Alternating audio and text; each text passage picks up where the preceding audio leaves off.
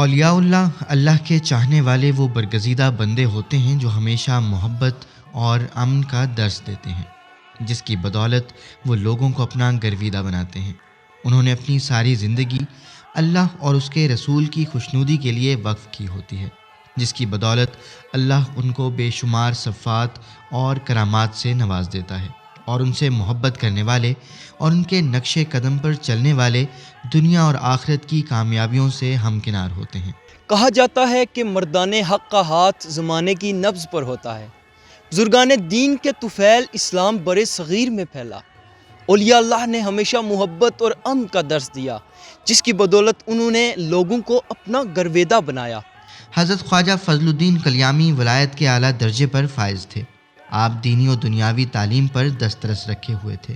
یہی وجہ ہے کہ آج بھی ان کی سالانہ عرس مبارک میں لاکھوں کی تعداد میں عقیدت مند حاضری دیتے ہیں، جبکہ پاکستان بھر کے علماء کرام اور ثناخوان مصطفیٰ یہاں آ کر محافل کو رونق بخشتے ہیں۔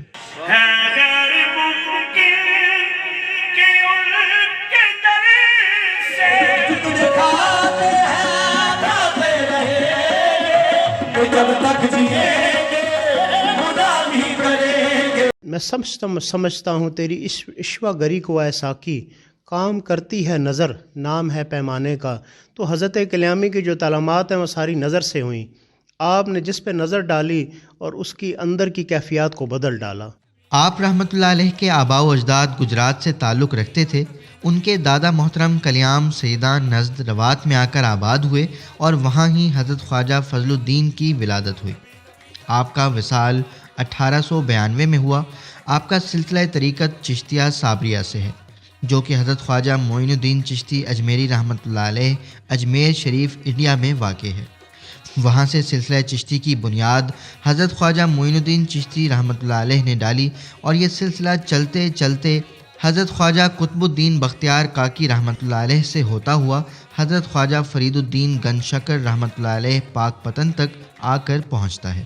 اس کے بعد یہ دو حصوں میں تقسیم ہوتا ہے، ایک چشتی صابری سے حضرت خواجہ علاء الدین علی احمد صابر کلیاروی، اور ایک چشتی نظامی جس سے مراد ہے کہ حضرت نظام الدین محبوب اللہ، ان سے دوسرا سلسلہ طریقت بنتا ہے۔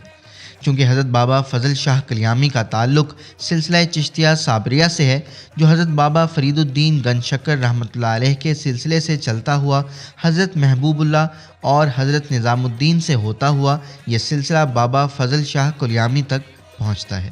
حضرت فضل شاہ کلیامی نے اللہ کی رضا کے لیے اپنے جسم کو کاٹا تھا، اور جسم کو کاٹنے کے بعد نمک اور مرچیں دوائی کے طور پر ان زخموں کو لگاتے تھے، اور اللہ کی ذات کو راضی رکھنے کے لیے تپتی دھوپ میں سخت گرم پتھر پر بیٹھ کر چلہ کشی بھی کی۔ ادھر توتش گرمی، ادھر تپتی ہوئی پڑیاں، وہ جن پر نفس سرفکش کو جلایا فضل خواجہ نے۔ تو اس ذات کی رضا کے لیے انہوں نے اللہ کی رضا کے لیے تھوڑا سا پانی جس میں جوں کے ستو ہوتے تھے، اس کے علاوہ اور انہوں نے کوئی چیز استعمال نہیں کی، اور ساری زندگی اپنی رضا کے لیے، اس ذات کی رضا کے لیے بیٹھ کے گزاری۔ آج بھی نہ صرف خطہ پوٹوہار بلکہ ملک بھر اور پوری دنیا سے لاکھوں عقیدت مند سالانہ عرس مبارک جو ہر سال 31 دسمبر کو شروع ہوتا ہے آتے ہیں، جس میں محفل سماع، محفل نعت، جبکہ مختلف مقامات سے ڈالیاں بھی آتی ہیں اور لنگر کے وسیع تر انتظامات ہوتے ہیں، جبکہ ہر سال ہزاروں کی تعداد میں ملک بھر سے اونٹ بھی عرس کی زینت بنتے ہیں۔ اس ذات کا کرم ہے کہ یہاں جو بھی آتے ہیں وہ لنگر کے حوالے سے یہاں پہ جس ٹائم بھی آئے لنگر میسر ہوتا ہے، چاہے وہ رات 12 بجے آئے، 2 بجے آئے، لنگر کا وسیع تر انتظامات ہم یہاں کرتے ہیں۔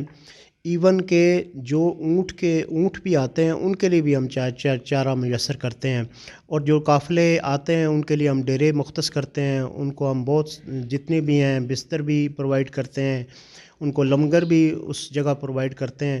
تو ماشاءاللہ حضرت کلیامی کی جو لنگر کی دال ہے وہ اس پوری دنیا میں مشہور ہے، معروف ہے۔ تو حضرت کلیامی نے یہ اپنی زندگی میں کہا تھا، جو میرے لنگر کی دال چکھے گا میں قیامت والے دن اس کو وہاں پہچان لوں گا۔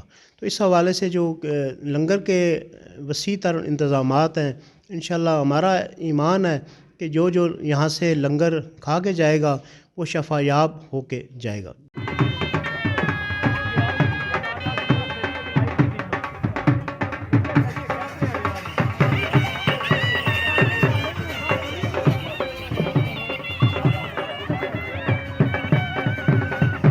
یہ تمام تر انتظامات سجادگان نشین دربار عالیہ کلیام شریف سائیں محسن فقیر سائیں حسن فقیر کی نگرانی میں سر انجام دیے جاتے ہیں۔ یہ سجادگان نشین آج بھی حضرت بابا فضل شاہ کلیامی کے مشن کو جاری رکھے ہوئے ہیں۔ یہی وجہ ہے کہ آج بھی عقیدت مند یہاں سے فیض یاب ہو رہے ہیں۔ حضرت بابا فضل شاہ کلیامی کی بے شمار کرامات میں سانپ کے ڈسے لوگ، باولے کتے کے کاٹے ہوئے، چیچک، کوڑ کی بیماری اور دیگر امراض میں مبتلا لوگ دربار میں آ کر دم کروا کر فیض یاب ہوتے ہیں۔ اس سلسلے میں ایک قصہ یہ بھی مشہور زمانہ ہے، جب بابا فضل شاہ کلیامی حیات تھے تو اس دور میں ایک مائی ان کے لیے دودھ لایا کرتی تھی اور سر پر مٹکی اٹھا کر خود بابا فضل شاہ کے دربار میں آیا کرتی تھی۔ ایک دفعہ وہ رستے سے آ رہی تھی تو ایک سانپ اس کے آگے کھڑا ہو گیا۔ مائی پریشان ہو گئی اور اس نے ایک شعر پڑھا۔ وہ شعر یہ کہا تھا کہ کالیا ناگا چھجلی والیا خود تد کلیوں کو ڈریے، میاں فضلے جے مندرئی ہون تو سپ لڑے تک مریے۔ اس کے بعد سانپ نے سر زمین پر رکھا اور چل پڑا۔ جب مائی بابا فضل شاہ کلیامی کے پاس پہنچی تو وہ مسکرائے اور بولے، وہ جو شعر جو پڑھا تھا مجھے بھی سنائے۔ مائی پریشان ہو گئی کہ آپ کو کیسے پتہ چلا؟ فضل شاہ کلیامی نے فرمایا، اس وقت میرا ہاتھ سانپ کی گردن پر تھا، اس وقت یہ چیز امر ہو گئی ہے کہ آج کے بعد جو سانپ کا ڈسا ہوگا ان کی بارگاہ میں آئے گا، دم کیا جائے گا، نہلایا جائے گا، پھر دم کیا جائے گا تو بزرگوں کے وسیلے سے اللہ پاک سے شفا پائے گا۔ بابا فضل شاہ کلیامی کے دور حیات میں چیچک کی وبا پھیل گئی جس سے لوگ پریشان ہو گئے، تو بابا فضل شاہ کلیامی نے ان سے کہا، میرے لنگر کی نوبت کو بجائیں، جہاں جہاں تک آواز جائے گی یہ مرض ختم ہو جائے گا۔ لوگوں نے ایسا کیا تو مرض ختم ہو گیا۔ آج بھی چیچک کے مریض یہاں آ کر شفا یاب ہوتے ہیں۔ حضرت کلیامی کے دور میں حضور کے لنگر میں یہاں کوڑ کے اور جزامی لوگ بہت یہاں موجود ہوتے تھے۔ ایک دفعہ حضرت کلیامی کے دور میں چیچک کی وبا بہت پھیل گئی تو لوگ بڑے پریشان ہوئے، تو حضرت کلیامی کے بارگاہ میں جب وہ آئے تو انہوں نے کہا، حضور یہ تو معاملات بڑے پریشان کن ہیں، تو اس کا معاملہ کیسے کیا جائے؟ تو سرکار کی لنگر میں نوبت ابھی بھی موجود ہے، وہ نکارہ بجایا جاتا ہے، تو سرکار نے کہا میرے لنگر کی نوبت کو بجائیں، جہاں جہاں اس کی آواز جائے گی وہاں سے یہ چیچک کی وبا جو سی ہے یہ دور ہوتی چلی جائے گی۔ ناظرین، عرس کے موقع پر ملک بھر سے اونٹ یہاں لائے جاتے ہیں اور لوگ اپنی فصلیں خوراک کے طور پر اونٹوں کو پیش کر دیتے ہیں۔ اونٹ فصلیں اجاڑ دیتے ہیں مگر 10 دن کے بعد فصلیں دگنی اگاتی ہیں۔ یہ بھی ان کی کرامات میں سے ایک کرامت ہے۔ جب فصلوں کی کٹائی ہوتی ہے تو سب سے زیادہ دانے وہاں سے ہی میسر ہوتے ہیں جو اونٹ بالکل ختم کر دیتے ہیں۔ حضرت کلیامی کے بشمول باقی جتنے بھی اولیاء اکرام ہیں، کرامات ان کی روحانی فیض کا ایک ادنا سی چیز ہوتی ہے جس کے ظہور کے لیے ضروری نہیں ہوتا کہ خاص وقت ہے۔ آئے دن ایسے واقعات تخصیص کے ساتھ میں بلکہ ایک چھوٹا سا واقعہ بھی بیان کروں گا۔ بالخصوص جب عرس کے ایام مکمل ہوتے ہیں، حضرت کلیامی کے جو مہمان یہاں سے جاتے ہیں تو یہاں پر اتنا جمع غفیر لوگوں کا ہوتا ہے عرس کے دنوں میں کہ انسان کو تل دھرنے کی جگہ نہیں ملتی، اور حضرت کلیامی نے اپنے مرشد کریم حضرت حافظ محمد شریف خان کے عرس کے موقع پر بڑی شوق اور ذوق سے جانوروں کا اکٹھ کیا تھا، جس میں سے اونٹ بڑا ایک امتیازی جانور ہے۔ تو اسی کی یاد میں ہر سال حضرت کلیامی کے عرس میں ہزاروں اونٹ یہاں شرکت کرتے ہیں، اور جو کلیام کی نوائی جو کھیتیاں ہیں ان میں نئی نئی گندم کی بجائی ہوتی ہے اور تھوڑی تھوڑی کونپلیں نکلی ہوتی ہیں۔ عرس کے اختتام کے موقع پر وہ بالکل زمین کے ساتھ مل جاتی ہیں، بالکل چٹیل میدان بنتی ہیں، لیکن کچھ عرصے بعد اللہ کی ذات ان کے اندر سے نیا ایک پودا اس سے ظہور ہوتا ہے، اور یہ مشہور ہے کہ کلیام کی جو گندم کی فصل ہے باقی علاقے سے پہلے وہ پک کے تیار ہو جاتی ہے۔ تو ایک بیج جس کی ہستی ہی دانے کے اوپر منحصر ہے، جب وہ نکل جاتا ہے دوبارہ ملیے میٹ ہو جائے تو اس کا بایولوجیکلی کوئی ریزن نہیں ہے کہ دوبارہ زمین سے نکلے، لیکن اللہ کی ذات ایسا اس خطے میں ایک روحانی وجدان ہے حضرت کلیامی کا کہ وہ بیج وہاں سے دوبارہ اگتا ہے اور باقی علاقے کی فصلوں سے جلدی تیار ہو جاتا ہے۔ یہاں ایک عالیشان دروازہ اور کمرہ بھی موجود ہے جو دیکھنے والوں کو اپنی طرف کھینچتا ہے۔